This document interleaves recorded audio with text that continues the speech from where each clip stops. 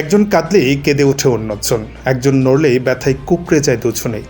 জন্মের পর থেকে বুক থেকে পেট পর্যন্ত জোড়া লাগানো অবস্থায় জীবনযুদ্ধ শুরু দুই যমজ বোনের। কি হয়েছে শিশু দুটির? কুষ্টিয়ার দৌলতপুর উপজেলার জয়নব ও উম্মে কুলসুম নামে যমজ দুই শিশু জন্ম থেকেই বুক থেকে পেট পর্যন্ত জোড়া লাগানো। চিকিৎসকদের মতে আধুনিক অস্ত্রোপচারের মাধ্যমে তাদের আলাদা করে স্বাভাবিক জীবনের সুযোগ তৈরি করা সম্ভব।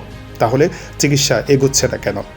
চিকিৎসকদের পরামর্শ ছিল নির্দিষ্ট সময় পর ঢাকায় এনে নিয়মিত পরীক্ষা নিরীক্ষা ও পর্যবেক্ষণে রাখার, কিন্তু চরম আর্থিক সংকটের কারণে পরিবারটি তা করতে পারেনি। বাবা মায়ের পক্ষে প্রয়োজনীয় চিকিৎসার খরচ বহন করা সম্ভব হচ্ছে না। বিশেষজ্ঞরা বলছেন, দ্রুত চিকিৎসা শুরু হলে শিশু দুটিকে সফলভাবে আলাদা করার সম্ভাবনা আরও বাড়বে। অর্থাৎ সময় নষ্ট হয় এখন সবচেয়ে বড় ঝুঁকি। এদিকে উপজেলার সমাজসেবা কার্যালয় জানিয়েছে, পরিবারটি আবেদন করলে সরকারি বিভিন্ন তহবিল ও রোগী কল্যাণ সমিতির মাধ্যমে চিকিৎসা সংক্রান্ত আর্থিক সহায়তার উদ্যোগ নেওয়া হবে। এখন দেখার বিষয়, দ্রুত প্রয়োজনীয় সহায়তা নিশ্চিত করে শিশু দুটিকে বিশেষায়িত চিকিৎসার আওতায় আনা যায় কিনা।